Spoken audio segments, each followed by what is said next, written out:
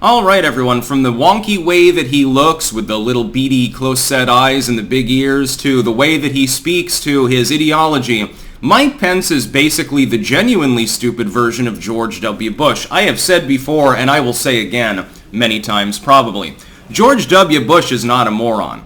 George W. Bush is a very cunning, calculated method actor who convinced the public that he was dumb in order to get away with the evil things that he was doing.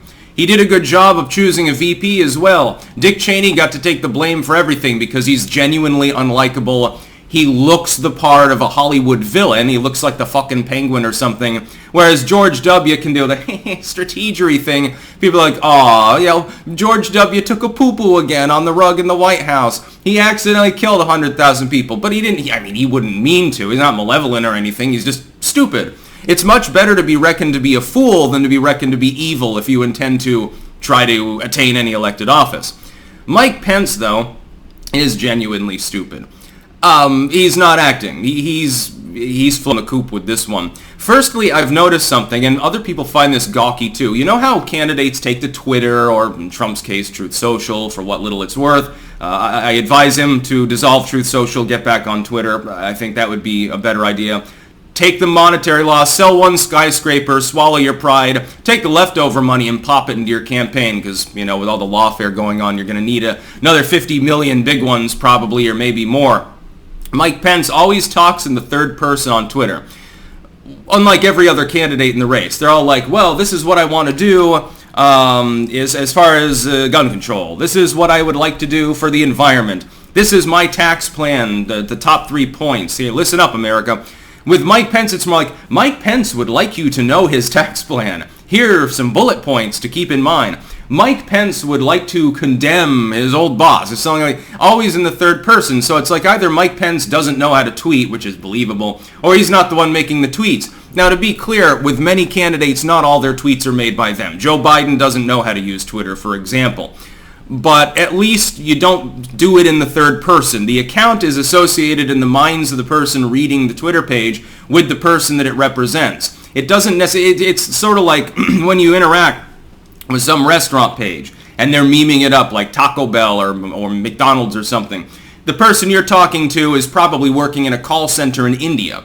If you're interacting with that account. It's not the CEO, etc., etc. Elon Musk is one of the few people among the truly rich and powerful that appears to consistently be the one controlling his own account.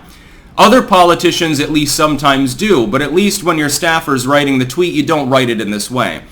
Now Mike Pence has really stepped in it. His first tweet that he made on this subject, actually, they deleted it, I noticed, after getting massively ratioed by yours truly.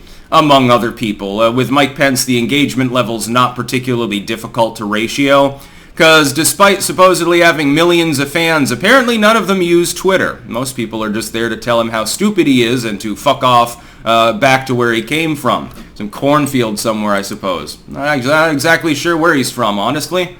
Ohio or something? That would be fitting. Pence plans to warn Republicans against choosing populism over principle. Yeah, so what principles does Mike Pence stand for? More warmongering, we know that, he's reiterated that.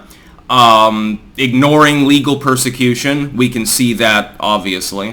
He's decided to continue to do that. More tax cuts for the super wealthy, corporate Bush-style tax cuts. So they'll stimulate the economy by easing taxes on big businesses. It's not going to help you. It'll marginally improve the economic condition more than Bidenomics will, but we've tried that before. It really makes more sense to give enormous tax relief to the lower working and middle classes and then to deregulate. Do I think that Mike Pence is a populistic-style deregulation lover? No. I know that Trump was. For every regulation that was enacted, he forced them to cut 3 more, or 10 more, I think it was, by executive fiat. And it worked. It was successful. There was a reason that the economy was growing fairly well there until, the honk medical crisis towards the end of Trump's presidency, coincidentally overlapping with election season. Yeah. I could try to say that with a straight face, but nobody would believe me any more than they believe that Mike Pence wants reform.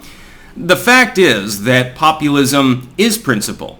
or at least one set of principles. It's the concept that the people that are actually in the country, working, paying taxes, are legally represented supposedly by the people in their state and federal government, should get what they pay for.